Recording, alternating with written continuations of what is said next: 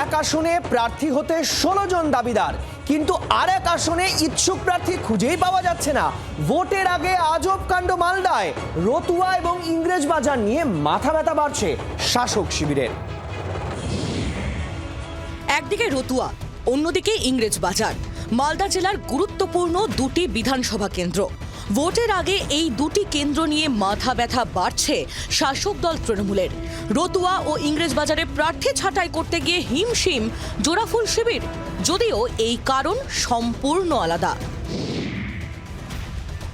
তৃণমূল সূত্রে জানা গিয়েছে, রতুয়ায় প্রার্থী হতে দাবিদার 16 জন।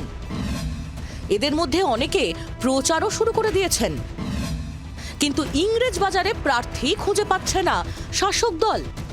বিতর্ক বাড়ায় বিষয়টি নিয়ে মুখ খুলেছেন রতুয়ায় তৃণমূলের বর্তমান বিধায়ক সমর মুখোপাধ্যায়, যিনি নিজেও ফের এই কেন্দ্র থেকে দাঁড়াতে আগ্রহী। রতুয়া সিট মালদার মধ্যে safe seat for Samar Mukherjee, not for other. ওই 16 জনের মধ্যে আমি একজন।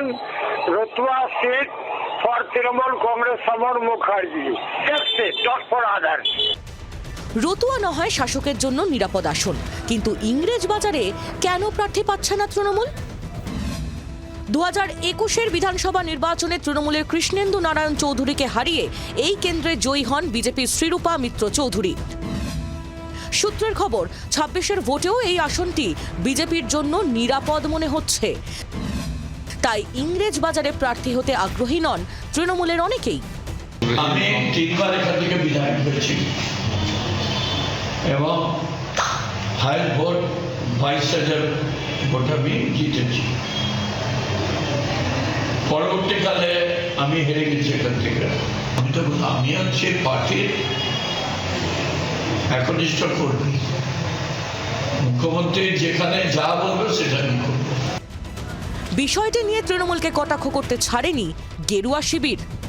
গোটা পশ্চিমবঙ্গে যে ভয় তৃণমূল বিজেপির কাছে পাচ্ছে, সেই ভয় রতুয়াতেও দেখবেন যখন রেজাল্ট বেরাবে 2026-এর বিধানসভায়, তখন দেখবেন ইংলিশ বাজারের মতন রতুয়াতেও তৃণমূলের প্রার্থীরা পরাজিত হচ্ছে।